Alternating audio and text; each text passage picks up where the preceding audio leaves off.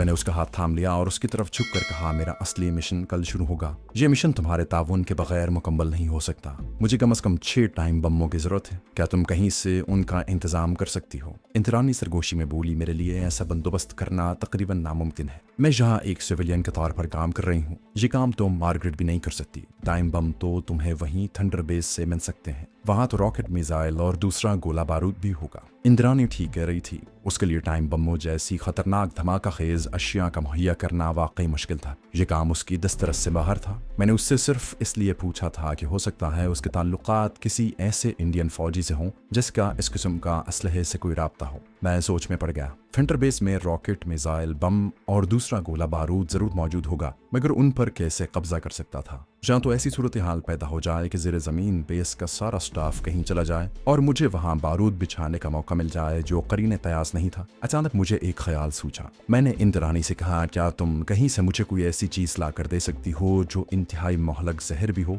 और बेजारता भी? इस पर इंदिरानी ने सरगोशी के अंदाज में कहा, तुमसे ज्यादा और कौन जानता होगा कि हम एजेंट लोग मुश्किल के वक्त दुश्मन की अजियतों से बचने के लिए अपने पास साइनाइड की थोड़ी मिकदार जरूर रखते हैं, ताकि अगर किसी वक्त हमारा राज तश्तसबाम हो जाए और दुश्मन हमें गिरफ्तार कर ले तो हम इस जहर से अपनी जिंदगी का खात्मा कर लें। मेरी आंखें चमक उठी। मैंने जल्दी से पूछा, क्या तुम्हारे पास साइनाइड है? इंदिरानी ने अपनी बाएं हाथ की उंगली से अंगूठी उतार कर मेरे सामने रखी। बोली, इसके नगीने को निकालो। नीचे साइनाइड जहर एक छोटे से कैप्सूल की शक्ल में है। इंदिरानी की ये चांदी की अंगूठी काफी बड़ी थी, जैसा कि उस जमाने का फैशन था। मैंने ये अंगूठी उसके हाथ में पहले भी देखी थी। मैंने सरहाने के नीचे से मोमबत्ती निकाल कर रोशन की, उसे मेज पर लगाया और उसकी रोशनी में अंगूठी के नगीने को जरा सा टहुका दिया। नगीना मेरे हाथ में आ गया। उसके नीचे छोटा सा खला था जिसमें स्याहरन का एक छोटा सा कैप्सूल पड़ा था। इंदिरानी ने पूछा, मगर तुम्हें ये जहर किस लिए चाहिए? मैं कैप्सूल को हथेली पर रख कर उसे गौर से देख रहा था। मेरे अंदाजे के मुताबिक उसमें इतना जहर था कि जो दुश्मन की पूरी एक प्लेटून को ठिकाने लगाने के लिए काफी था।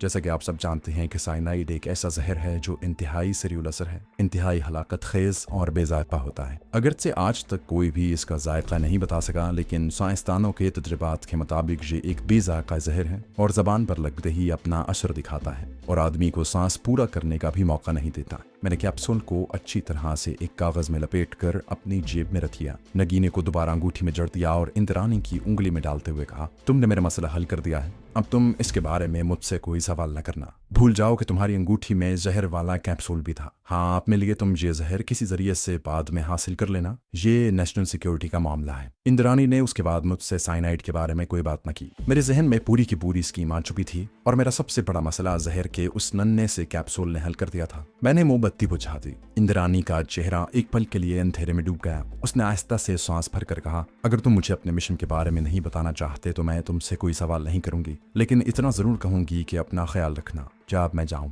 मैंने इंदिरानी का हाथ पकड़ते हुए कहा, मैं मौत के मिशन पर हूँ। मुझे अगर किसी का ख्याल है तो सिर्फ अपने वतन का। अगर पाकिस्तान की बका की खातिर मेरी जान भी चली जाए तो मैं अपने आप को खुशकिस्मत समझूंगा। इंदिरानी ने हल्का सा मेरा हाथ दबाया, फिर एकदम से उठी और दरवाजे के पास जाकर रुक गई, जैसे बाहर खामोशी का जायजा ले रही हो। उसने आहिस्ता से चटखनी उतारी, दरवाजे का एक पट जरा सा खोल कर बाहर बरामदे में देखा, उसके साथ ही बाहर निकल गई। मैं अभी तक आराम कुर्सी पर बैठा था। उसके जाते ही मैंने दरवाजा बंद करके चुटकनी लगा दी। जेब से साइनाइड जहर के कैप्सूल को निकाल कर सरहाने के नीचे रखा और बिस्तर पर लेट कर कंबल ऊपर कर लिया। मेरा जहन तेजी से इस स्कीम के जुजियात मुरतब करने लगा जिस पर मुझे कल शाम को अमल करना था। दूसरे दिन 8 बजे सरकारी तौर पर थंडर बेस में मौजूद हेलीकॉप्टरों की सिक्योरिटी चेकिंग करनी थी। स्क्वाड लीडर कॉल ने मुझे यही टाइम दिया था। सुबह मैं 7 बजे तक सोया रहा। इंदिरानी से ये कहना भी याद न रहा कि मुझे सुबह 6 बजे उठा दे। घड़ी देखी तो 7 बजकर कुछ मिनट ऊपर हो गए थे। जल्दी से उठकर मुंह हाथ धोया, कपड़े पहने और काउंटर पर इंदिरानी के पास आ गया। वो काउंटर पर बैठी अकाउंट रजिस्टर में कुछ इंदराज कर रही थी। वो उस वक्त अकेली थी। मैं उसके पास ही कुर्सी पर बैठा। चांदी की अंगूठी उसकी उंगली में चमक रही थी, जिसका कैप्सूल उस वक्त मेरे कमरे में एक खुफिया जगह पर छुपा दिया गया था। मैंने उसकी तरफ झुक कर कहा, मार्गरेट को फोन करके पूछो कि अम्बाला छावनी से कैप्टन मल्होत्रा के बारे में कोई तशवीशनाक सिग्नल थंडर बेस में तो नहीं आया। इंद्रानी ने मार्गरेट के घर का नंबर मिलाकर उसे फ़ोन किया और कोड ज़बान में पूछा कि अंबाला छावनी से फ्रूट का जो क्रेट आने वाला था वो पहुंचा है कि नहीं। मेरी आंखें इंद्रानी के चेहरे पर जमी थी। वो सर को असबात में हिलाते हुए आहिस्ता आहिस्ता हूं हूं कर रही थी। फिर उसने रिसीवर रख दिया और मेरी तरफ देखने से पहले दाएं बाएं एक निगाह डाली और रजिस्टर में इंदराज करते हुए कारोबारी अंदाज में बोली, नहीं मिस्टर, अंबाला छावनी से आपके नाम कोई पैगाम अभी तक नहीं पहुंचा। फिर दबी जबान में मुझे मुतनब्बे किया, आइंदा से कैप्टन मल्होत्रा का नाम यहाँ न लेना। मैंने शुक्रिया अदा किया और उठकर सामने वाली मेज पर आ बैठा। चाय की एक प्याली पी और नाश्ता किए बगैर गाड़ी निकाल कर किले की तरफ रवाना हो गया। मैं ठीक वक्त पर थंडर बेस पहुंच गया। स्क्वाड्रन लीडर मिस्टर एम के कॉल मेरा इंतजार कर रहा था। मुझे देखते ही कुर्सी छोड़कर उठा और बोला, गुड मॉर्निंग कैप्टन, आओ मेरे साथ। तुम्हें किसी डिटेक्टर की जरूरत तो नहीं? मैंने सिगरेट एस्ट्रे में बुझाते हुए कहा, अरे नहीं कॉल साहब, डिटेक्टर की यहाँ क्या जरूरत है, हमारी आंखें डिटेक्टर से कम नहीं होती। मिस्टर कॉल मुझे लेकर थंडर बेस की तरफ चले। मैंने राहदारी में एक जगह सीढ़ियां उतरते हुए कहा, by the way mister call, आज मेरा बर्थडे है। स्क्वाड्रन लीडर कॉल ने मेरे कांधे पर हाथ रखते हुए खुश होकर कहा, हैप्पी बर्थडे कैप्टन मल्होत्रा, तुमने हमें पहले क्यों ना बताया? हम तुम्हारे लिए शहर से केक का ऑर्डर दे देते। नो प्रॉब्लम, हम अब भी इसका बंदोबस्त कर लेंगे। हम सीढ़ियां उतरकर एक नीम रोशन बरामदे से गुजर रहे थे। वो अचानक रुक गया और मेरी तरफ देखते हुए बोला, लेकिन कैप्टन, आज हम तुम्हें पार्टी नहीं दे सकेंगे। आज हमारा आधा स्टाफ जम्मू कैंट में होगा। कल के दिन ठीक रहेगा। मैं अपनी स्कीम पर जल्दी से जल्दी अमल करना चाहता था, लेकिन मुझे इन लोगों की जिंदगी की आखिरी पार्टी के लिए पूरे स्टाफ की जरूरत थी। मैंने कहा, सर ये पार्टी तो मैं आपको दूंगा, चलिए कल ही सही। कॉल ने इसरार करते हुए कहा, अरे नो नो कैप्टन, पार्टी हमारी तरफ से होगी। अब मुझे अपनी खतरनाक स्कीम के पहले और अहम तरीन मरहले से गुजरने का मौका मिल गया। मैंने कहा, ओके सर, लेकिन वाइन की बोतल मेरी तरफ से होगी। स्क्वाड्रन लीडर कॉल ने हंसकर मेरे कांधे पर हाथ मारा और कहा, ठीक है कैप्टन। हम थंडरहॉक बेस के आखिरी आहनी दरवाजे के सामने खड़े थे। एयरफोर्स की वर्दी में मलबूस चाको चौबंद गार्ड ने सलूट मारने के बाद दीवार में लगे हुए डायल का बटन दबाया। आहनी दरवाजा एक तरफ को खिसकता चला गया और स्क्वाड्रन लीडर कॉल मुझे साथ लेकर अंदर दाखिल हो गया। मेरे सामने एक कुशादा गोल हेलीपैड था, जहां 8 के 8 इसराइली साख्ता बल्कि अमरीकी साख्ता जदीद टेक्नोलॉजी के हामिल हेलीकॉप्टर खड़े थे, जिनका टेक्निकल नाम थंडरहॉक था। उनका रंग आसमान के रंग जैसा हल्का नीला था और उन्होंने अपने पर किसी अफरीत की तरह फैलाए हुए थे जो झपटने के लिए बेचैन हो। यही वो हेलीकॉप्टर था जिन्हें पाकिस्तान के खिलाफ इस्तेमाल करने के मकसद से यहाँ लाकर रखा गया था। मिस्टर कॉल के साथ मैं भी हेलीकॉप्टरों के अंदर गया। सिक्योरिटी चेकिंग के बहाने मैंने हेलीकॉप्टर के एक एक डायल और दूसरे कलपुर्जों को बड़े गौर से देखा। इनमें कंप्यूटर का जदीद तरीन निज़ाम नस्ब था। स्क्वाड्रन लीडर कॉल ने मुझे बताया कि इस हेलीकॉप्टर पर सिवाय पंखों के और किसी जगह गोली या रॉकेट का असर नहीं होता। इसमें ऐसा कंप्यूटराइज निज़ाम होगा कि ये कई मील की दूरी और कई हजार फुट की बुलंदी से अपने टारगेट पर ठीक रॉकेट फेंक सकता है, और जब ये एक खास बुलंदी पर उड़ता है तो दुश्मन का जदीद तरीन रेडार भी उसका सुराग नहीं लगा सकता। जहां ये हेलीकॉप्टर खड़े थे वहां साथ ही दूसरे कमरे में रॉकेटों और मिसाइलों की एक बड़ी तादाद लोहे के शेल्फों में लगी थी। एक तरफ लोहे के लोडर भी रखे थे। इस कमरे में रखा हुआ एक ही दस्ती बम काफी था। या फिर ऐसी सूरत में आग लगा दी जाए कि थंडर बेस के हेलीपैड का आहनी दरवाजा खुला हो। ये तमाम इम्कानात मेरे जहन में साथ साथ पैदा होते और उभरते चले आ रहे थे। इस कमरे से मुल्हिक एक छोटा सा केबिन था जहां कंप्यूटर और दूसरे आलात मेज पर पड़े थे, जहां हेलीकॉप्टरों के साथ परवाज के दौरान राब्ता कायम रखा जाता था। जब मैं इस जेर जमीन हेलीकॉप्टर के आहनी गेट से निकलकर बड़े कमरे की तरफ चला तो मेरे जहन में कमांडो ऑपरेशन की मुकम्मल तफसीलात तैयार हो चुकी थी। मगर सबसे पहले मुझे यहाँ के इसराइली और इंडियन स्टाफ से निमटना था। मैंने एक बार फिर स्क्वाड्रन लीडर मिस्टर कॉल से अपनी सालगिरह की बातें शुरू कर दी। हम फ्लाइंग ऑफिसर चड्डा के कमरे में आ गए। उसे मेरी सालगिरह का पता चला तो उसने मुझे मुबारकबाद दी और कहा, कैप्टन, आप हमें अपने होटल में कब दावत दे रहे हैं? मैंने दिल में कहा, वहां आने का तुम्हें कभी मौका नहीं दूंगा। मैंने चड्डा की तरफ मुतवज्जे होकर कहा, श्रीमान चड्डा जी, मैं तो आपसे पार्टी लेने की सोच रहा हूँ और उल्टा मुझे फंसा रहे हैं। मिस्टर कॉल ने मुझे सिगार सुलगाने के बाद कहा, मिस्टर चड्डा, फैसला हो चुका है। कैप्टन मल्होत्रा हमारे गेस्ट हैं, इनके बर्थडे की पार्टी हम इन्हें देंगे। चड्डा बोला, लेकिन सर आज और शायद कल भी हमें जम्मू कैंट जाना होगा, परसों का दिन रख लें। उसने मेरी तरफ देखा, कैप्टन मल्होत्रा, आप परसों तक तो यहीं पर होंगे ना? मैंने कहा, क्यों नहीं, अभी तो मुझे कई जगहों की सिक्योरिटी चेकिंग करनी है। मैंने जल्दी से कहा, भला मुझे कहाँ जाना था? इन पाकिस्तान दुश्मनों को ठिकाने लगाए बगैर मैं वहां से कैसे जा सकता था? फ्लाइंग ऑफिसर चड्डा अब स्क्वाड्रन लीडर कॉल की तरफ मुतवज्जे होकर बोला, मिस्टर, तो फिर परसों पार्टी रख लें, परसों तक हम जम्मू कैंट से फारिग हो जाएंगे। मिस्टर कॉल ने सिगार का हल्का सा कश लगाकर कहा, ओके कैप्टन, परसों शाम को हम तुम्हारी बर्थडे पार्टी करेंगे। मैंने फौरन कहा, लेकिन वाइन की बोतल मैं लाऊंगा, बस इतनी मुझे इजाजत दे दें, यह मेरी खुशी है। उस वक्त मैंने जो अंदाजा लगाया था तो थंडर बेस में स्टाफ के कोई 17 आदमी रिहाइश पजीर थे। ये सब के सब मुझे मिल चुके थे और उनके बारे में इस बात का कभी इम्कान था कि थंडर बेस की तबाही के बाद अगर ये जिंदा बच जाते हैं तो दिल्ली हेडक्वार्टर में इनसे कभी न कभी सामना हो सकता था और फिर मेरी जिंदगी और जिंदगी का मिशन खतरे में पड़ सकता था।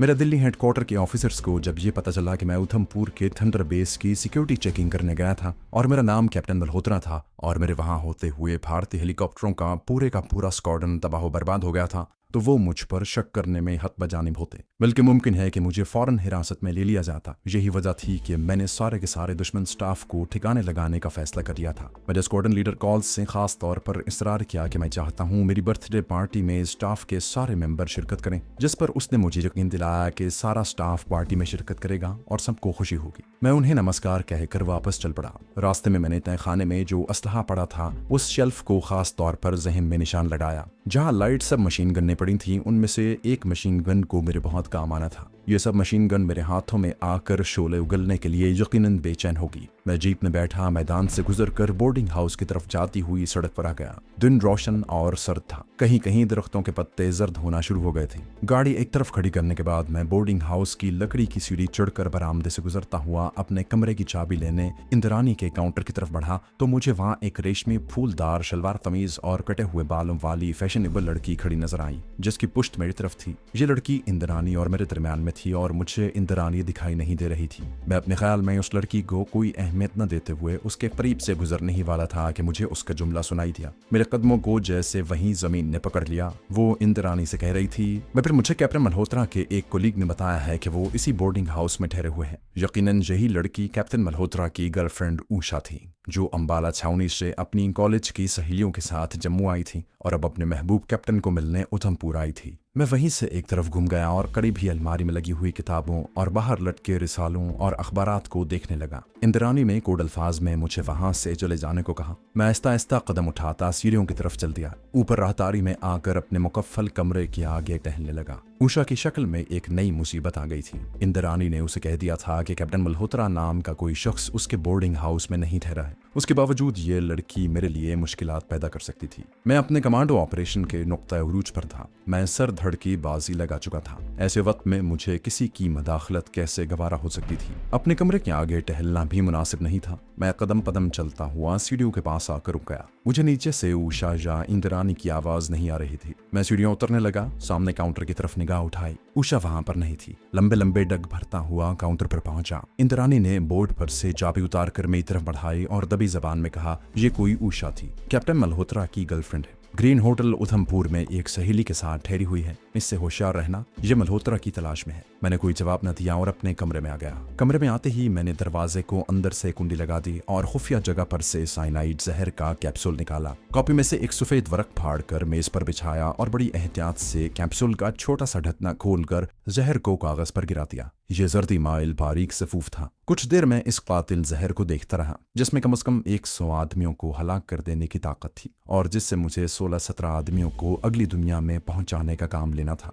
जहर के सफूफ को मैंने दोबारा कैप्सूल में बंद करके खुफिया जगह पर छिपा दिया। फिर गुसल खाने में जाकर मुंह हाथ धोया। असली कैप्टन मल्होत्रा के कपड़े उतार कर दूसरे कपड़े पहने और कमरे में ही नाश्ता मंगवा लिया। नाश्ते के बाद मैं सिगरेट सुलगाकर पलंग से टेक लगाकर नींद दराज होकर अपने मंसूबे की बिखरी हुई कड़ियों को एक दूसरे से जोड़ने लगा। अभी बर्थडे पार्टी में 2 दिन बाकी थे। इस दौरान में अगर कुएं से असली कैप्टन मल्होत्रा और उसके बॉडीगार्ड्स की लाशों ने बदबू देना शुरू कर दी तो मामला खराब हो सकता था। कभी ख्याल आता कि कुआं बहुत गहरा है, शायद वहां से ताफुन बाहर ना आए। फिर सोचता कि अगर ऐसा हो गया तो बड़ी गड़बड़ हो जाएगी, लेकिन लाशों के चेहरे मस्क हो चुके थे और फिर थंडर बेस के स्टाफ में से किसी ने कैप्टन मल्होत्रा को नहीं देखा। वो यही समझेंगे कि किसी ने दुश्मनी की बिना पर उन्हें कत्ल करके कुएं में फेंक दिया है, क्योंकि कैप्टन मल्होत्रा और उसका बॉडीगार्ड फौजी वर्दी में नहीं थे और कैप्टन मल्होत्रा ने तो मेरे सिविलियन कपड़े पहने हुए थे। इस उधेड़-बुन में काफी वक्त गुजर गया। मैंने ये भी फैसला किया कि शहर से वाइन की बड़ी बोतल लाऊंगा ताकि एक गिलासों में अगर वो थोड़ी थोड़ी भी डाली जाए तो 16-17 आदमियों के लिए काफी हो जाए। एक रिवॉल्वर मेरे पास जरूर था जिसके मैगजीन में 12 गोलियां भरी हुई थी। बर्थडे पार्टी वाले दिन मैं उसे साथ लेकर जा सकता था, लेकिन वहां रिवॉल्वर मुझे दूर के निशाने में धोखा दे सकता था। इसलिए मेरी नज़र लाइट सब मशीन गन पर थी, जो मुझे अपने मंसूबे के पहले मरहले पर अमल करने के बाद फौरन हासिल करनी थी। अचानक किसी ने दरवाजे पर दस्तक दी। मैंने जल्दी से लपक कर मेज के दराज में से रिवॉल्वर निकाला और दरवाजे के करीब जाकर पूछा कौन है। दूसरी तरफ से बोर्डिंग हाउस के बूढ़े बैरे रामू की आवाज आई, सर कपड़े इस्त्री करवाने हो तो दे दीजिए।